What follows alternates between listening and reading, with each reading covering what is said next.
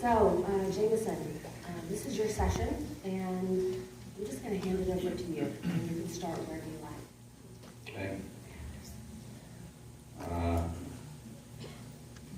I've never seen a counselor before. I'm entirely certain where to start. Do you have an idea? Okay. Well, since this is our first time, maybe we can start at what brought you in. Yeah, it's hard. Well, it's kind of embarrassing to talk about because my wife's seeing another counselor, and she struggles with some stuff. Well, I don't know how to describe it. At first off, I absolutely adore her. Love her so much. We've been married for 7 years now. Yeah. And there's a smile there. Yeah. Mm-hmm. Absolutely adore her, but she was raised in a rough home, and so she's got some, I guess you could call it some anger issues, some anxiety type stuff, and that's why she's seeing her counselor. And so actually her counselor suggested I come see someone. We went in for like a couples session, and said that I need to have somebody to talk to about what goes on. So I'm hearing that she's incredibly important to you, and it sounds like you're wanting to be a part of this process with her. Yeah.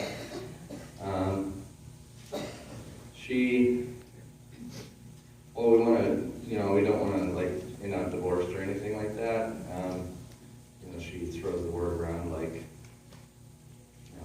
just like something easy to say. But maybe it's best to give an example.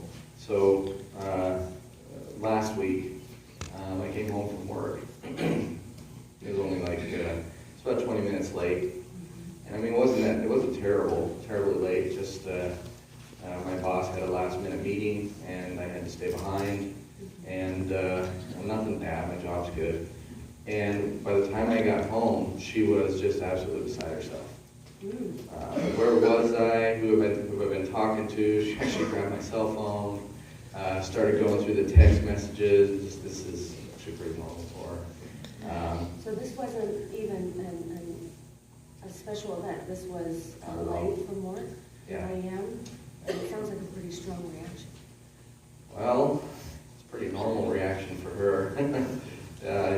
She throws around accusations.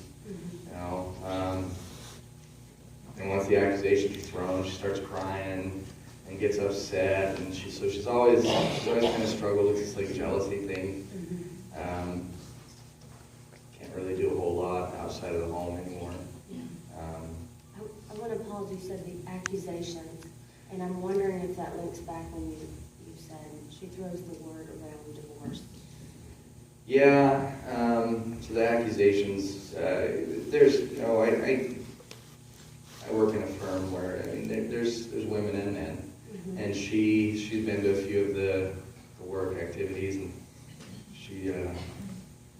she sees the other women. She thinks she struggles with her own self-image and thinks that pretty much every other woman on earth is prettier than her. And if I so much as even glance, it's I'm lusting and things like that, which is far from the truth. And so accusations of infidelity, you name it, she throws it out. Yeah. And she'll yell and say she hates me and that she never loved me and start crying and this has happened a lot. It sounds like when you're talking about this, I sense that this is so upsetting when you receive this response compared to the beginning of, I love her, I adore her. I do. The gal I married and the gal I dated before we got married is not the same person. Different. Yeah. It started off, she's just vibrant, she's beautiful, she's spunky, she's full of life, and I didn't see this stuff at all. When we were dating, and even up to just right before we got married, none of this was present. I get the sense it's almost like meeting a different person. At times it is. Mhm. It's, I was dumb once and actually says, I'm tired of this Dr. Jekyll, Mr. Hyde routine. Yeah, it didn't work out so well. She grabbed a few things and threw them at the wall. A few things went through the wall. It was pretty bad. I've heard a lot about what she's doing when some of this happens, and I want to kind of understand what you're doing when this happens. Well, now or before, obviously at first when it started happening, I was absolutely shocked. Mm-hmm. And even a little more argumentative, I'd stand my ground and do my best to convince her that no, nothing's happening. I just have eyes for her, which I do. And as time went on, I don't have the fight in me anymore. She can be pretty rough. And so I just kind of sit there and just take it now. I'm hearing you say she kind of changed from the beginning to now, and I'm hearing in a sense you've changed a little bit too. Yeah, I used to have a whole lot more fight in me. Tell me about that. I grew up playing sports and stuff, so, I have a very competitive nature and went to school on scholarships. Very, I am competitive. Like to prove myself, and it's been very helpful for me in my job and things like that. But I don't have that anymore at home. I just kind of feel like a mud that just gets kicked around a bit. It's gotten to the point where it is making it hard, even at work. I just don't have the energy. I'm able to get out of bed every morning, go to work, but I'm worried about going home. So it's not even just a change at home, it's now a change in other places that I feel different. Yeah. When we started off when we were dating, we had friends. We don't have friends anymore. She chased them off pretty good. Or she just would flat out say to me, we're not doing anything with these people anymore. I used to have a brother. I want to pause real quick. You just said chase them off, and your tone really changed. There were some bad times. Some of those friends were family. Yeah, so we met through one of my brothers, and long story short, he and his significant other, they were in our house. This was about 3 years ago, and they went at it. My wife was accusing him of just stuff that wasn't true. It was absolutely ridiculous, and I was so blown away that the things that she would say to me, she was now pushing towards him. Because we were all very close. We were together all the time. And more or less disinvited him from being in our lives. And so... And what's that like for you? Well, he was my best friend. And now the only time I can ever chat with him is, and I feel absolutely horrified doing it, is at a lunch. We'll meet at lunch, and my wife ever asked if I go to lunch, I have to lie. Because there were a few times where I said, no, I met up with my brother, and she freaked out, and she would, she had all kinds of accusations with that. I mean, I have to say she's quite creative. You still see a lot of the strengths in her when you talk about her. Yes. I mean, when I say creative, she is actually a very creative person. She's a musician, she's an artist, she's very good. But it feels like she takes that creativity as a means to destroy rather than to create. And she's good at it. And I feel terrible even saying that, but it's just the truth. It kind of brings back that image that you mentioned about the mutt being kicked around. Yeah. Well, she called me a mutt once. Oh. I don't know where she came up with that word, but that particular argument, that fight was pretty bad. Mhm. There's another one like this one a few days ago where I came home late. I'll be honest, that time it wasn't because of work. I was just exhausted. So I just didn't leave the office. I fell asleep. Yeah. And I came home at like 9 o'clock and she was unhinged. Ooh, Yeah.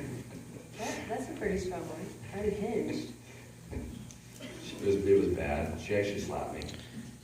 She accused me of sleeping with the secretary type thing.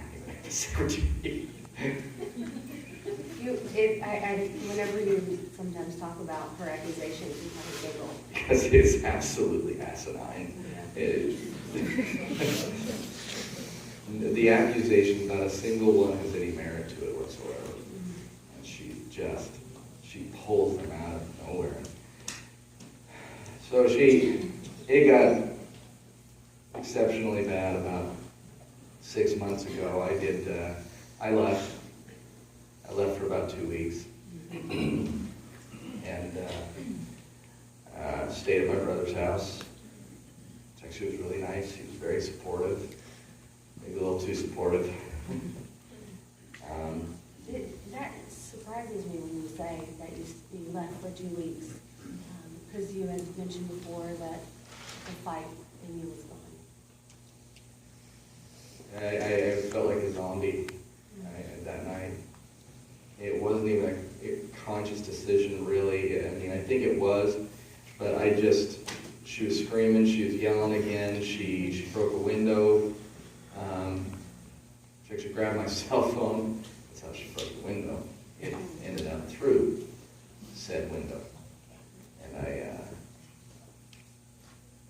I didn't say anything. I just got up and walked outside, got in the car and started driving. And I just drove, and as I was driving and just trying to think my way through it, I had a hard time really thinking it because it's like thinking through mud. I just thought to myself, I need to talk to somebody. And so I went to my brother's house. And he and I were sitting and chatting, and he was asking, well, have things gotten any worse? And I said, well, yeah, I don't want to talk about it. And he said, well, if you need a place to stay. And that kind of just dawned on me, I do need a place to stay. When you're talking about this, I didn't say anything. I just got up and I walked out and I drove. Yeah. I'm getting the sense I hear you shutting down. I had nothing left. I actually took a week off of work at that time. I didn't have a cell phone, so there's no way to get texts from her, which I was actually very grateful for. I was even considering, I was toying with the idea of filing papers. Sounds like a big decision. But after that, about a week and a half, I got to thinking, I was like, no, I do not quit. Pretty stubborn that way, I just don't quit. So. There's that fight again. Yeah. Help me understand the toying part. You said I'm toying with this. I was contemplating it. My brother, of course, was like, dude, she's freaking nuts. Which, she's got some issues, obviously. I don't know if she's nuts. I don't even know what that really means, but he doesn't understand. His wife is actually extremely kind and supportive. I mean, it's not perfect. What's a perfect marriage? But he doesn't go through this. Sounds like it's hard for him to understand your perspective. He doesn't. Yeah. And he's not going to, and that's okay. He's a good guy, and he means well. So I just toyed with the idea. I even printed off some papers and read through them, and it honestly made me extremely nervous. And I was like, I'm not ready to do this. I'm not ready to throw in the towel, and so I decided to go back. And unbeknownst to me, when that last argument where she threw my phone out the window, the neighbors heard it and they called the police. Oh, so there's something else was going on while you were taking this time. Yeah, I had no idea. Now she tried calling my brother while I was there, but I just told him, please ignore it, don't tell me about the text, I don't want to hear about it. Mm-hmm. And so she was cited, she got cited, disorderly conduct or something like that, criminal mischief. I don't remember, but it wasn't a terrible thing. And she's pretty upset when I walked through the home. You're kind of smiling when you're saying she was pretty upset. Okay, she was just downright livid. She blamed me for it, which again, I'm not surprised. Mm-hmm. She went, she actually, surprisingly, she pled guilty. She didn't fight it. So I want to just make sure that I understand here. So you're there at your brother's and toying with it.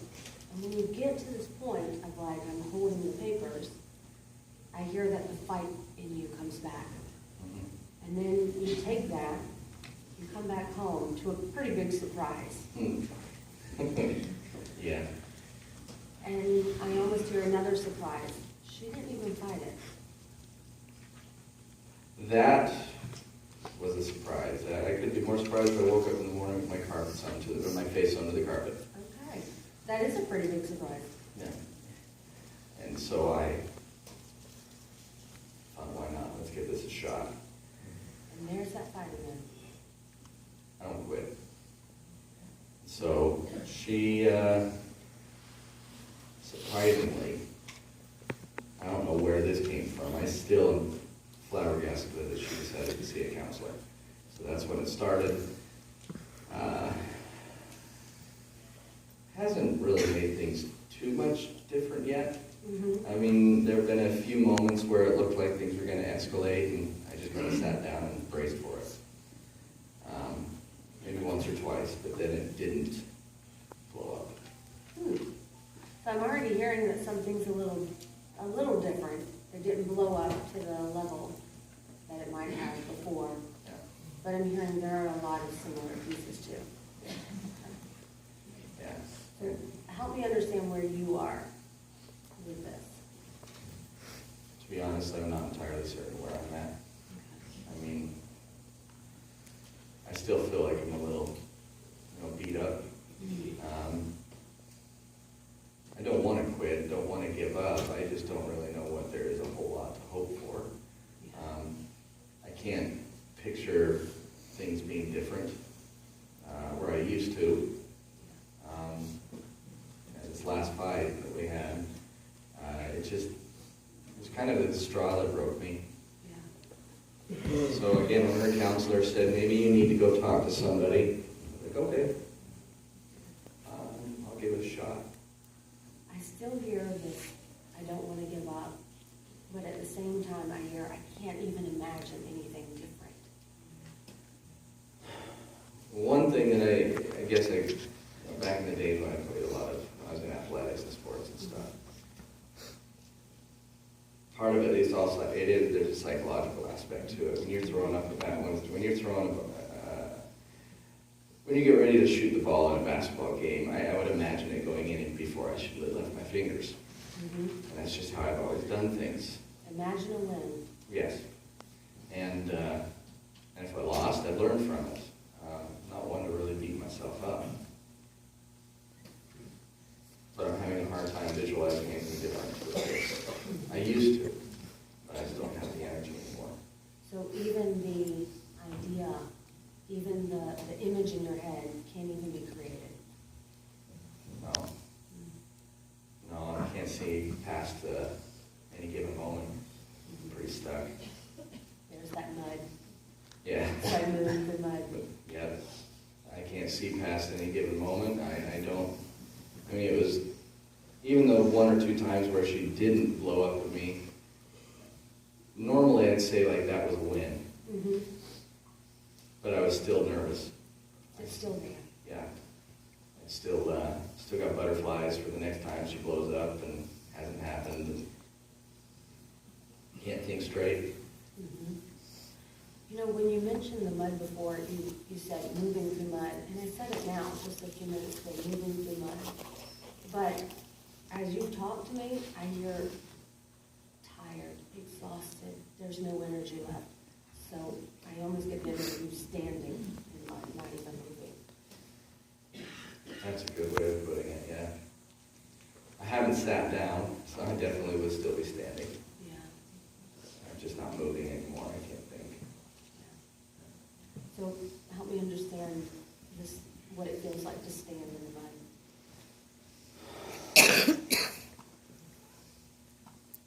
I'm used to having momentum. I've always been moving in a direction. Even if it wasn't a straight line, I was moving someplace. And now it's literally, it's like trudging. My legs feel heavy, my body feels heavy. My mind moves slow. Sounds foreign to you. It is. I don't know what to do with it. Mm-hmm. I mean, I've had injuries when I played sports and stuff, and even then, because I couldn't play, it didn't stop me. Mm-hmm. I do my physical therapy and just look at it as another direction to get back on track. But this, it's not like that. Yeah, this is very different. Yeah, I don't know how to fight this anymore. When you're talking about the direction and the image in your head of like where you're going, I just kind of hear this goal. You keep talking about a goal or a purpose or movement, but I hear with this, you're standing still with nothing. Yeah. We've always talked about, obviously not just being the two of us, but having kids and stuff like that, but I can't imagine bringing children into a home like this. This is new. I haven't heard this part before. I can't. I mean, I grew up in a big family, and so, that's the noise, the chaos. It's just normal. It's part of the fun. You smile when you talk about a family. Oh, it's cool. Mm-hmm. That's what I've always wanted to be, was, a family man. And we'd always planned we'd wait a couple of years into our marriage before we started. I can't imagine it. So you had kind of this, I guess, a personal hope for where this was going, and it sounds like you kind of put that on the shelf. Definitely. Oh, so it's not even an option anymore. Not right now. I can't see it as an option. And I haven't said that to anybody. It's pretty awful to say it out loud. So even just talking about it is hard. Yeah.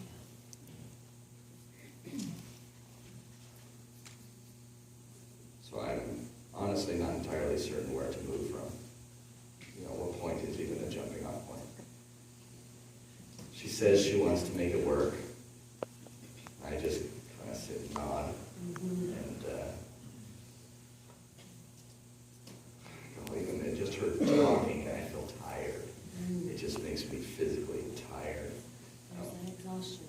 Yeah, I just feel like we got to lay down, take a nap, and I don't know what to do.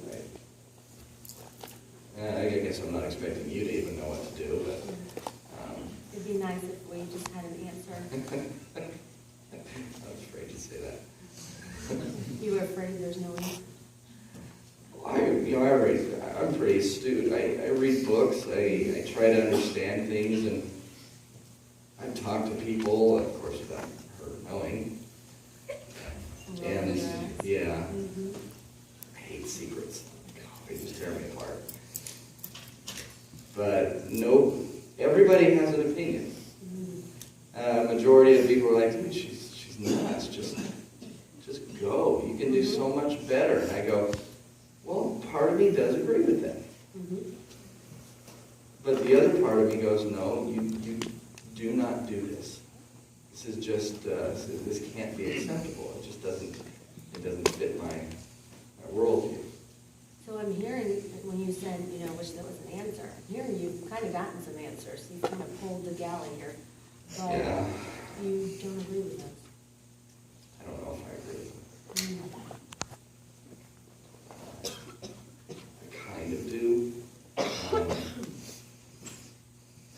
But yeah, this is the hard thing. That would be a